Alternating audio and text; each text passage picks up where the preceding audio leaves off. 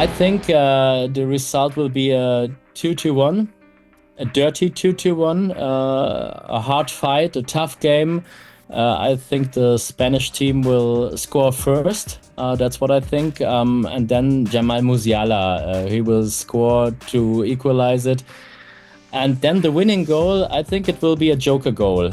Just before the end, Füllkrug or Undav or Wirtz if he don't play from the start. And Spain, I think they will also play unchanged. So never change a winning team and never change a winning system.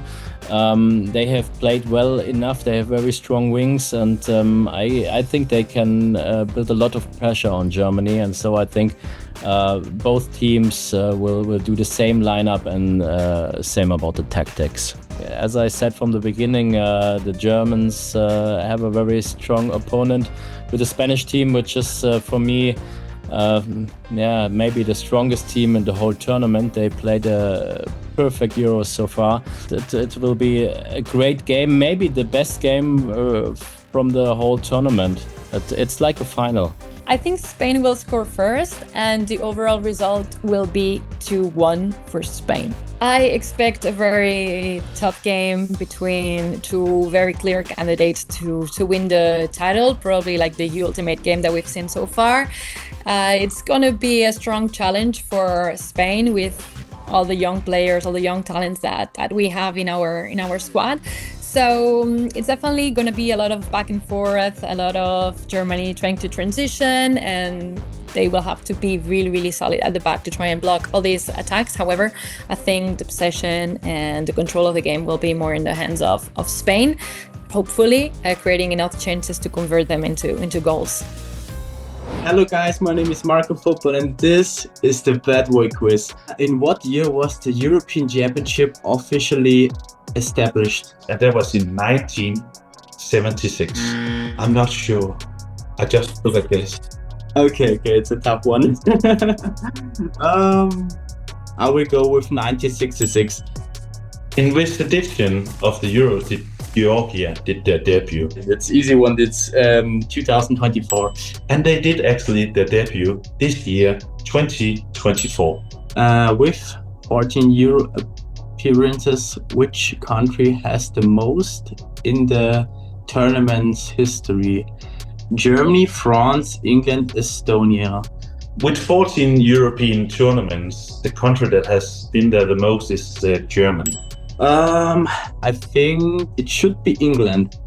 Who has scored the most goals in the European Championship history? Luka Modric, Cristiano Ronaldo, Romelu Lukaku, Andres Iniesta. Yeah, it should be another easy one. It's Cristiano Ronaldo. I think 16 goals. I'm a huge Ronaldo fan, so I should know this. The famous, the one and only Cristiano Ronaldo. The oldest player to ever played in the Euros is from Portugal. That's Pepe. How old is he? 39, 40, 41, 42. He's 41 years old. Think about that. 41. He's older than Ronaldo, so he should. 41 is the right answer. Now it's your chance to take the Betway quiz in the Betway Scores app.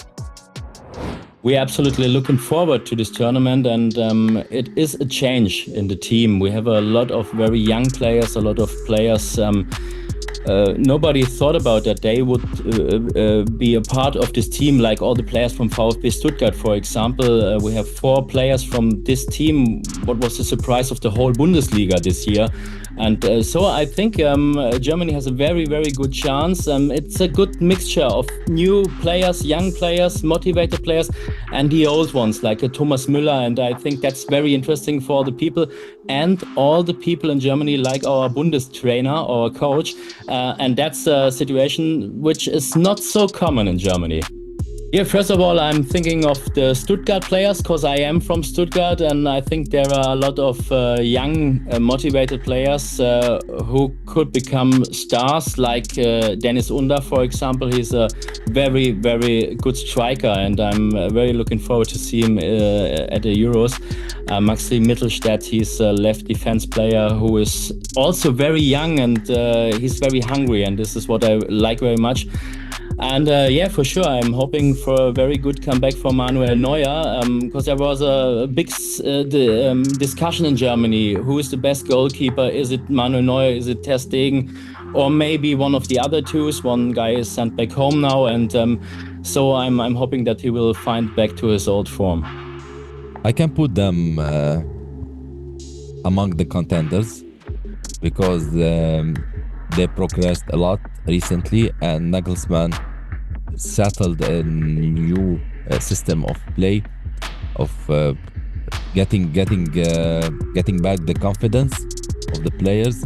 And I think Germany will be tough in terms of playing on their home ground, you know, and the fans pressure will be huge on the opponents. So everything is possible. I hope they win. I think the mood is generally really bad. Obviously, getting knocked out in the Euros is never a fun thing. But I think here what's more underlying is the way it happened and the way, like kind of how everything unfolded. The manager Spalletti obviously wasn't happy with how the team played against Croatia. He also acknowledged that there was a lot of luck involved in going through.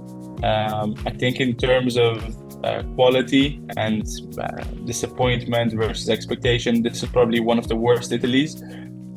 You had the Italy that didn't qualify for the 2018 World Cup and the 2022 World Cup, but there at least you had some sort of hope. There were some solid players.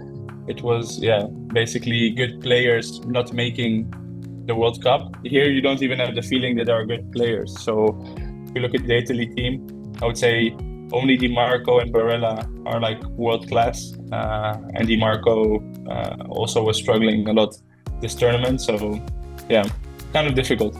Fans kind of go along the same sentiment. So everyone is kind of on the same line that this is the worst Italy that ever played or ever represented Italy. And I don't think it has anything to do with the fact that they got knocked out in the round of 16. I mean, it's okay to be knocked out, you know. Sometimes you just have a bad day or a team is better than you. But yourself as Italy, the defending European champions, getting knocked out in this way, not really having any chance, not having clear shots on target, I think that hurts even more, and everyone is just plain disappointed. I think we're going to go extra time, unfortunately. Portugal, they went extra time. They struggle also a little bit. They have very good players, obviously. I'm a PSG fan, so they have a lot of PSG players that we are familiar with. Vitinha is an elite player.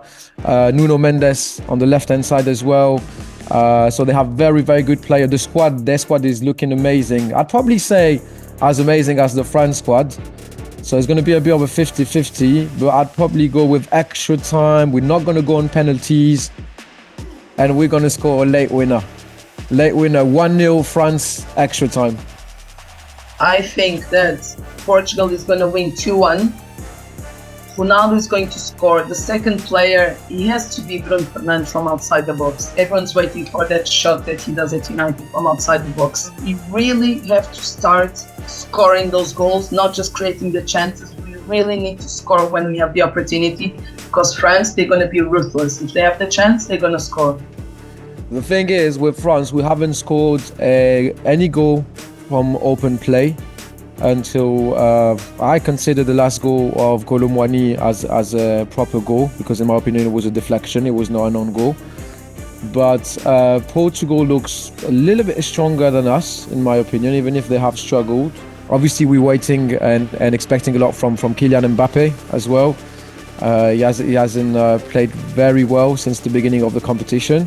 So I'd probably say there's a lot of expectations from a different style of play, more aggressivity, and more attacking football. But we you know what, we are still very hopeful, because that is the rematch of the final that we lost in France against Portugal, with a late winner from a player that we never heard of after this goal. And the final was in France as well. So there's a little bit of a rivalry, I'd probably say, and we need to settle the score and settle this hopefully on Friday.